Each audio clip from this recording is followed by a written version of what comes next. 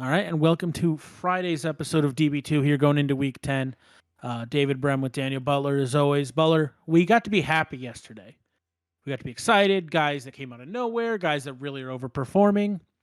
And if we're going to do that, we kind of have to do the other side of the coin. So you want to kick off the most underwhelming, we'll say, performances of the season.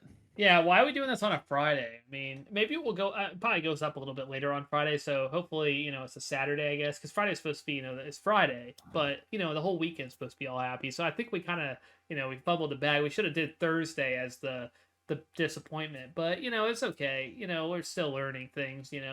But yeah, so I think there's one name that sticks out to me. I think there's really only two. There's two, yeah.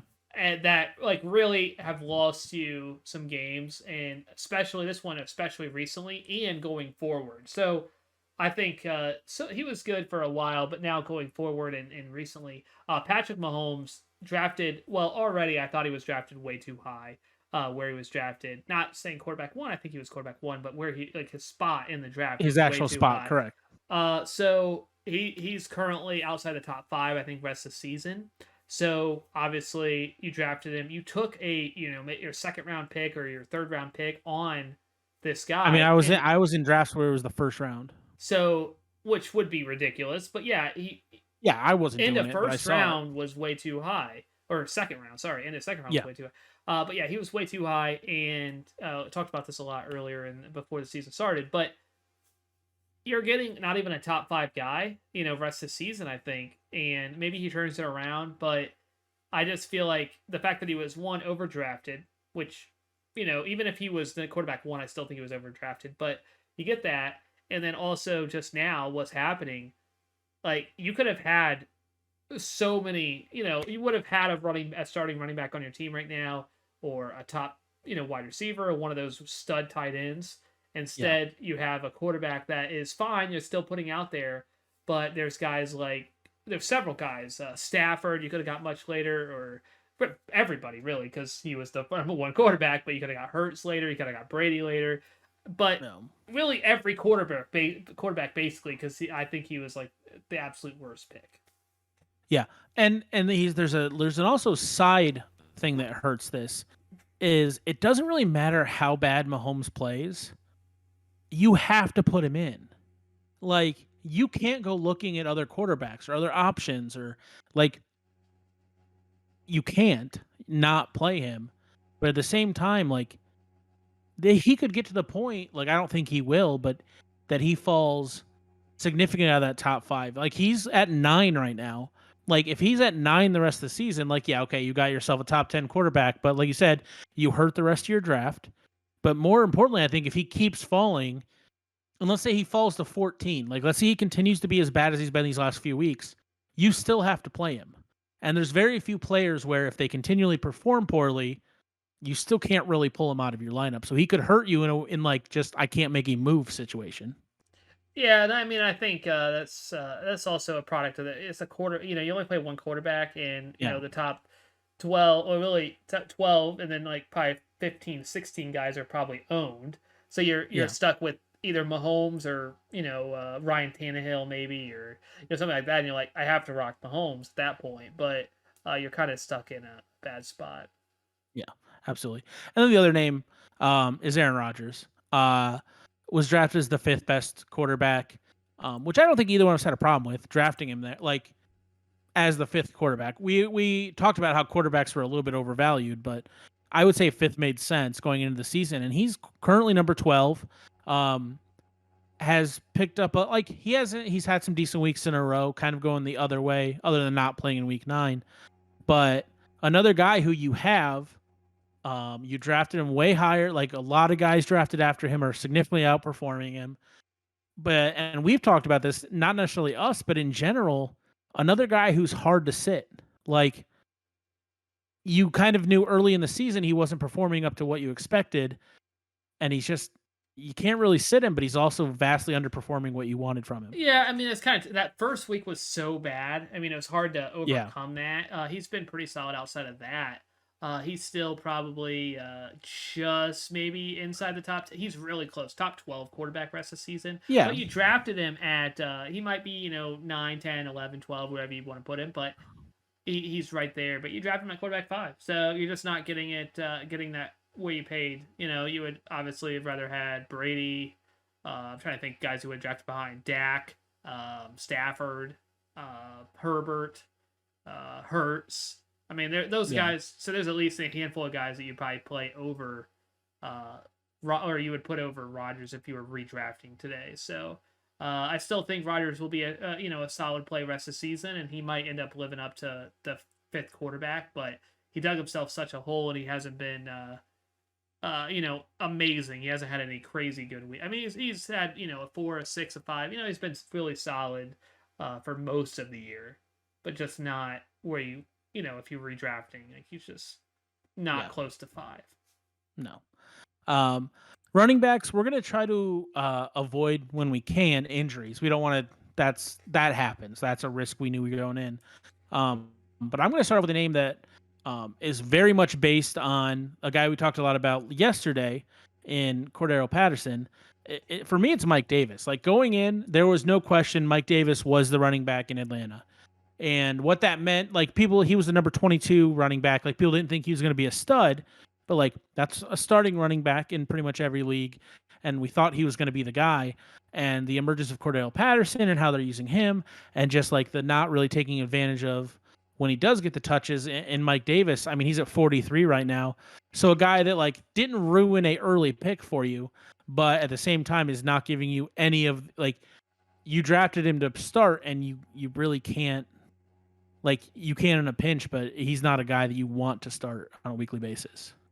Yeah, Mike Davis is. I mean, he's been okay basically all year, Yeah. but I always feel like it's kind of like he falls in the end zone, that counts. It still counts, Yeah. but Still points, but um, I've never felt good about starting him. Like he's been on my bench all year. I've had him, and I think maybe one week I may have been playing him, but like it's basically been on the bench, so I haven't used him as even close to where I drafted him.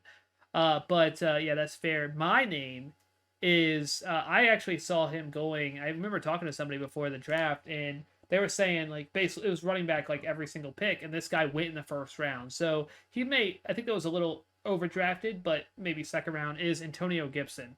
I think a lot of mhm. people thought with Ron Rivera that this was going to be a Christian McCaffrey type. They thought the upside was there.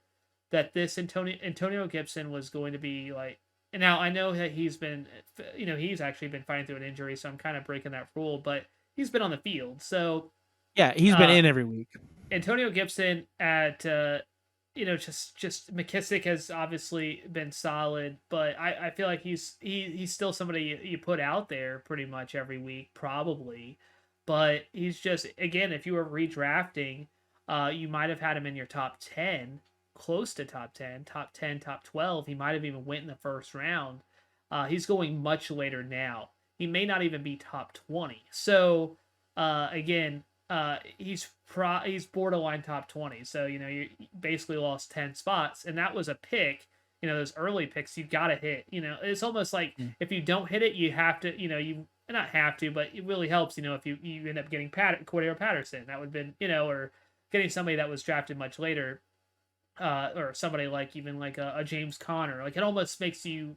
I hope you got those guys if you don't hit on one of these first picks, and obviously, McCaffrey has been injured, so we don't really want to use him. But he's been disappointing just because of the injury.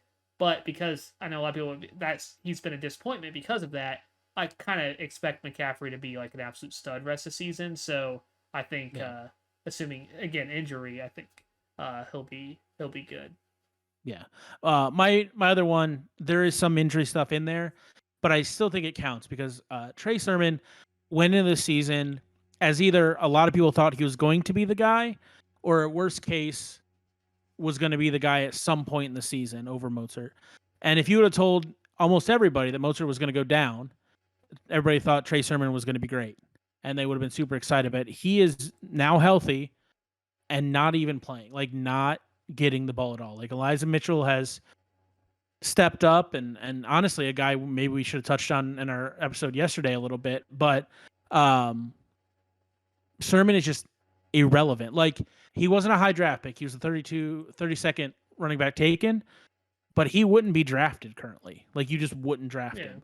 So, like, when you're going to a guy who just wouldn't get drafted, that's a huge disappointment on your season.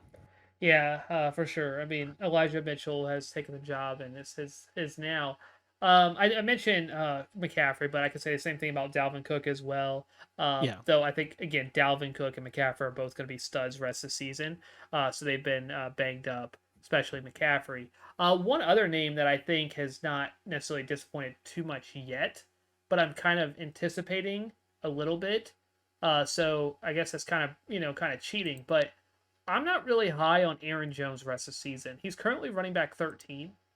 He was drafted at running back 6, so he's already like a disappointment in that respect. But Mhm. we see the AJ Dillon role seems like it's carved pretty like he's definitely a part of this offense. Yeah. And I don't see a top 8 running back rest of the season. He's somewhere maybe, top 12, but I don't think he's I think he may not even be top 10. Like I think there's maybe I'm looking at the rest season that Fantasy Pros puts on. Obviously, Jonathan Taylor, Dalvin Cook, Austin Eckler, Christian McCaffrey, Najee Harris, Alvin Kamara, Ezekiel Elliott, Joe Mixon. Those 8 guys I think are clearly over Aaron Jones. I don't think that's even a question. And then they do have Aaron Jones, but I would probably put DeAndre Swift over him. I'd put Cordero Patterson over him. Mhm. Nick Chubb with COVID obviously, but he should be back after I mean, it's missing a 1 week. game. So Yeah. like that's 3 guys right there. So I'm putting him down at least at running back 12, and he was drafted at 6. So somebody that I'm not overly excited about rest of the season, and currently running back 13. So it's kind of where he is right now as well. Yeah. Absolutely. And Saquon, another Um. injury guy, like Yeah. though that one we can honestly be a little bit harsher on because that was a concern going in, and you took that risk when you drafted him as opposed to these other guys. So Saquon, I guess, has to be a disappointment because you knew that risk, you took it, and then the risk did not pay off. So Yeah. Absolutely. All right. For me, wide receiver wise, there's one glaring one above all else, and I know it's a guy we've talked about on our show. Allen Robinson. I was high on Allen Robinson. I've had him in previous years. I really like it. I thought Fields was going to be like yes, Dalton started the season as the quarterback, but I think we all knew that wasn't going to last. Um, Allen Robinson was the 11th drafted wide receiver, and if you were drafting today, there's a good chance in your league he wouldn't get drafted. Like, he might get a late round flyer, but there's a good chance he doesn't get drafted. And he's a guy, like I said, and it helps that I was high on him, so I know how much of a disappointment he was, and I know you have him as well, or had him on a team. I don't know if you've held on to him, but just a guy to go from 11 to 71, like from 11 to literally you can't start him, like you can't put him in your lineup. yeah, I mean, I think when you think of disappointments for wide receivers, Allen Robinson is pretty much the name that I Yeah, think everybody thinks of. It's been tough sledding there in Chicago. So yeah, that makes a lot of sense. Now I'm going with a bigger name that I've been pretty low on all season, and or for the past quite I should say I've been low on him for the past few weeks, and all season he's been I think a pretty big disappointment. And it's my guy right back here, DeAndre Hopkins. I don't know, like it kind of we're halfway through the season, and he was drafted at like wide receiver 4 or 5 somewhere around there, and yeah. I'm not I'm not sure if he's drafted top 15 right now. Oh, I don't think he is. Like it's probably close, but I think you're probably still playing him obviously, but you're stuck here where you took a second round pick on him, you missed out on a top running back or a top tight end, and uh, you're with a wide receiver that is kind of would be drafted well after now. And it's Yeah, crazy because DeAndre Hopkins, if you had to say who are the best wide receivers in the NFL, he might still be the best, like just pure receiver, but hmm he may not even be top 15 fantasy wise. That's a product of Arizona having a very good offense. They have a lot of good weapons and they're able to spread it around. And also just maybe it's just not work. I don't know what it's not. I don't know. Like, there's probably a combination of things, but DeAndre Hopkins. I'm a Hopkins owner, so I know like it's kind of like I have to throw him out there, obviously. But he's been pretty much we haven't really seen a Hopkins game, and even his best games are it's like he caught a touchdown. It's like it's not like he had like Keenan Allen, who's somebody who has been somewhat disappointment a little bit. He has kind of come back. Like he didn't really have those. He just had a game where he had like 10 for 120 or something. We haven't seen that from Hopkins. Like Keenan Allen, I see it and I'm like, okay, Keenan Allen, I would clearly put over Hopkins at this point. Like I know that Keenan Allen is gonna like that's Keenan Allen. No touchdowns, but still had a huge day. Hopkins, unless he's had touchdowns, he hasn't even been like close to top 10. So, and even the touchdown, it's like yeah, it'll be like the 10th wide receiver and have I think one week he might have had 2 touchdowns, so he had a nice week. Maybe that was week 1, but like outside of that, it's not been much. Yeah. My last guy that I want to bring up, and he's not really that far behind where you drafted him overall in the season. It's just the way he's done it. Is Tyler Lockett. Tyler Lockett was a stud the first 2 weeks, just outstanding. Like, oh man, I got a steal. Like he was like the 20th drafted wide receiver. I am a genius. I know exactly what I'm doing. I'm so smart. And then 59, 67, 36, 63, 74. And then finally week 8 got back down to number 5. But like that is a guy who could like kills your wide receiver core if you were starting him those weeks. Like you thought you were getting the guy week 1 and 2 where he's I think at that point he was like the 3rd best wide receiver after week 2. And then just garbage after that. Yeah, I think that's kind of like in least valuable player, like LVP, in a different sort of aspect. Because it's not like if you redrafted Lockett would be that much off of where you drafted him. Yeah. I still think rest of the season, I think he's still going to be good. But it's kind of like he was so good those first couple weeks that you felt like for like at least 3 weeks, maybe more, 4 weeks, you had to play him. And he was so bad. Like I have to play him, but he decimated you for nothing. 5 weeks. So it's like, even though if you were redraft, it's like he just really hurt your team. So it's kind of in a different way. It's not like he's not that far off of where you drafted him, but just the way he's gotten his points. Early on, it was great. He maybe won you first couple weeks, and then he may have lost you 4 or 5. Like well, and here's the thing: it's like he's ranked at 25 overall, but week 8, what's helped that is week 8 he was number 5. I can't imagine people were playing him in week 5. Yeah, like, I mean that's or week definitely 8, true. Sorry. Yeah.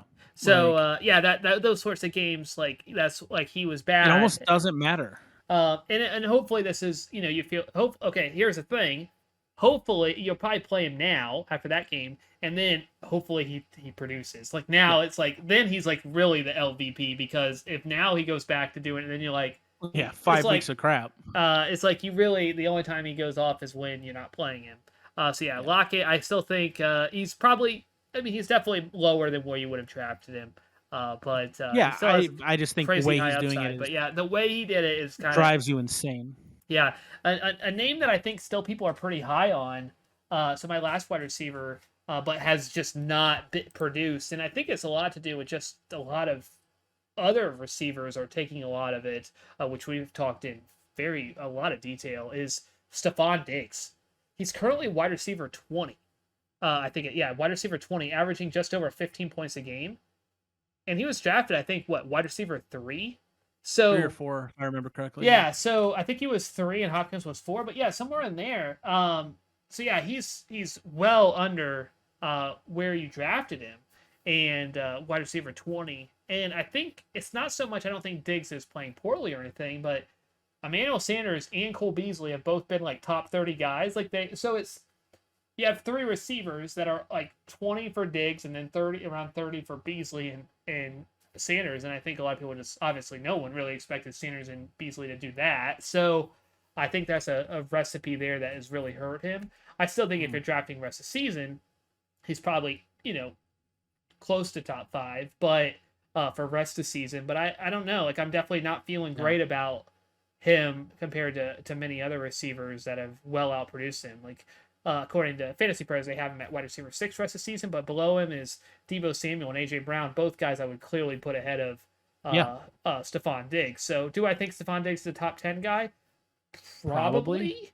But you have Keenan Allen down there. I think I might put over him. Deontay Johnson I might put over him. CeeDee Lamb I might put over. Like Terry McLaurin. Like these guys are close. McLaurin's been a hit or miss guy too, so I don't want to. But Yeah, I think he might be probably top 10, but somebody who has, when you take that high a pick, that's kind of, when you take that high a pick, You you, have to hit. you have to hit.